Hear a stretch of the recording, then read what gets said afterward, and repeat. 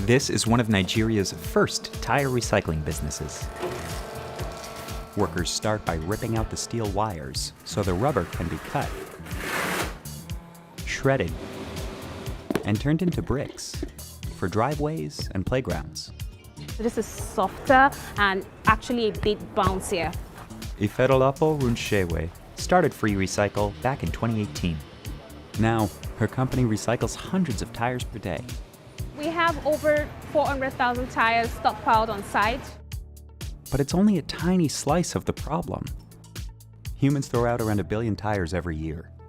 Recycling them gets expensive and complicated. So in most countries, they just pile up in landfills. And here in Nigeria, they can help spread malaria. We have stagnant water that can then become a breeding ground for mosquitoes. So why is it so hard to recycle tires? And why are tire graveyards so dangerous?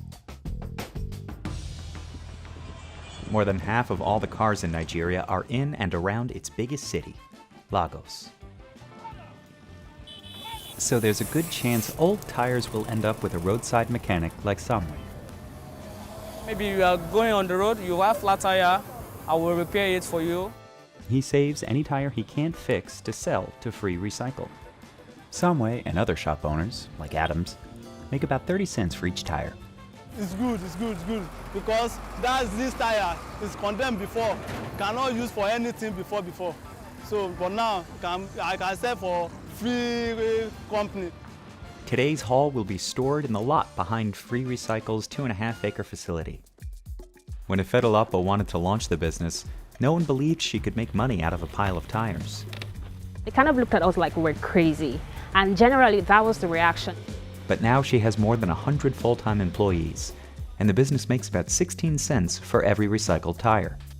My first tire, the first baby, was recycled in October 2020. The first challenge is removing the steel wires embedded within the rubber. So one of her first investments was this machine called the debeater, which removes them in about 20 seconds. Next, the tires head to this chopper, which cuts each one into 4 or 5 pieces, making them easier to work with.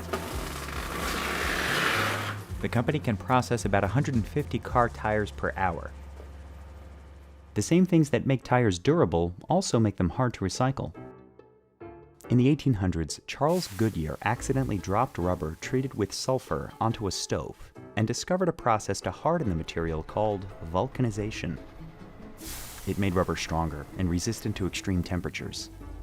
Exactly what cars need out of tires.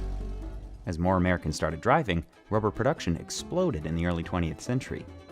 And most of it came from plantations in Southeast Asia. And then World War II happened. The verdict is in on rubber. The enemy now has over 90% of the world's source of raw rubber. The Allies needed a lot of rubber for trucks, cars, and planes. The U.S. asked its major manufacturers to find an additional source. Synthetic rubber, one of wartime's newest industries, one of America's modern miracles. Today's tires are a blend of natural and synthetic rubber, reinforced with metal and plastic fibers to make them more durable. But no matter how tough they are, they don't last forever. And all of the old rubber quickly piled up. By the end of the 20th century, the US had accumulated well over 1 billion old tires. In landfills, they can leach toxins, and when buried, they can sometimes trap methane or other gases and literally float to the surface.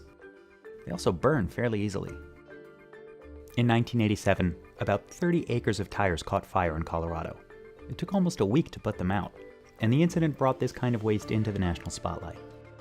Within a few years, all but 2 states passed laws that helped fund a new tire scrap industry.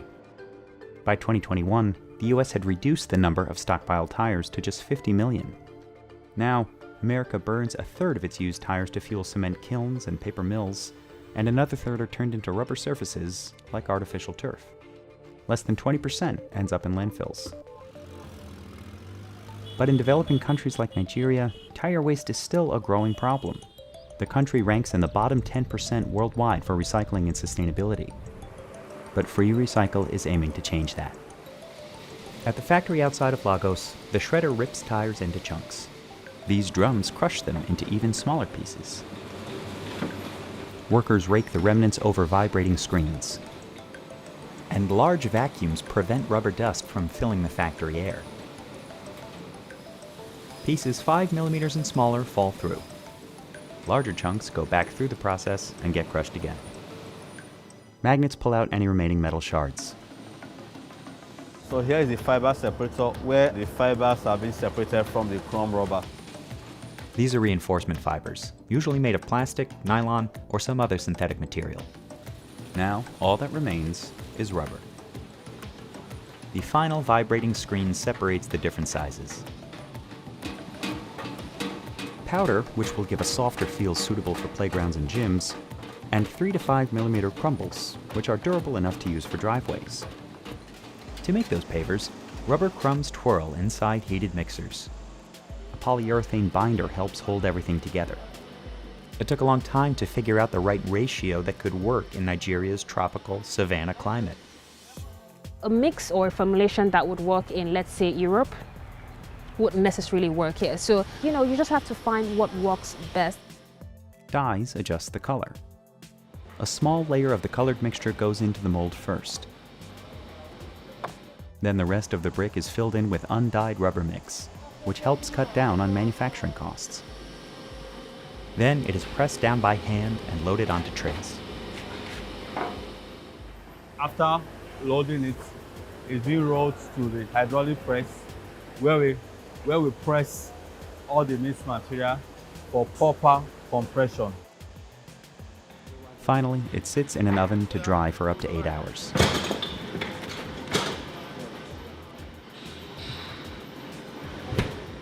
Nigeria's unreliable electric grid means the factory has to make most of the power it uses.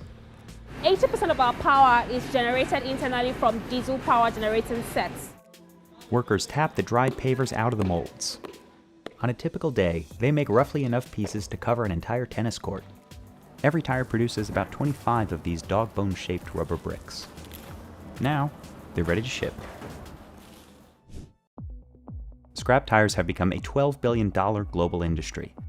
In the US, Europe, and Japan, most get recycled, and many are burned to create energy. Tire-based fuel costs less than natural gas and burns cleaner than coal.